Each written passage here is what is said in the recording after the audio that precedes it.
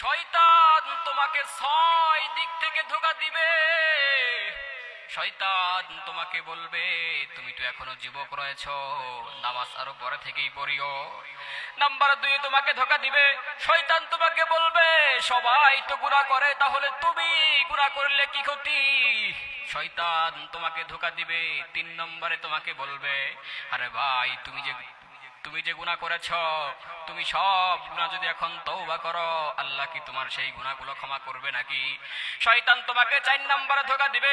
শয়তান তোমাকে বলবে তুমি যে গুনাহ করেছো, এখন তুমি যদি মাপ চাও তাহলে কিছুক্ষণ পর তো তুমি আবার সেই গুনাহ করা শুরু করে দিবে।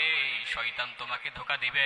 শয়তান তোমাকে 5 নম্বরে বলবে তুমি এখন যদি একটা ভালো কাজ করো তাহলে তোমার এলাকার লোকজনে কি তোমাকে ভালো বলবে নাকি? এলাকার লোকজনে বলবে তুমি তো এই কাজটা সমাজকে দেখানোর জন্য করেছো, তুমি তো এই কাজটা এলাকার লোকজনকে দেখানোর জন্য করেছো।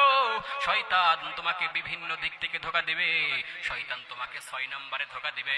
শয়তান তোমাকে বলবে এখন তুমি যদি ভালো হয়ে যাও, এলাকার লোকজন কি তোমাকে ভালো বলবে নাকি?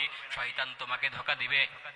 এই শয়তানের ধোঁকা থেকে যদি আমাদেরকে রক্ষা পেতে হয় তাহলে আমাদেরকে সব সময় এই 2টা দোয়া পড়তে হবে।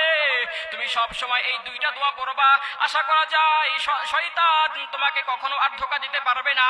তুমি যেই 2টা দোয়া করবা সেটা হচ্ছে তুমি প্রথমে বলবা যে আউযু বিল্লাহি মিনাশ শাইতানির রাজীম, আরেকবার বলবা যে বিসমিল্লাহি তাওয়াক্কালতু আলাল্লাহি লা হাওলা ওয়ালা কুওয়াতা ইল্লা বিল্লাহ।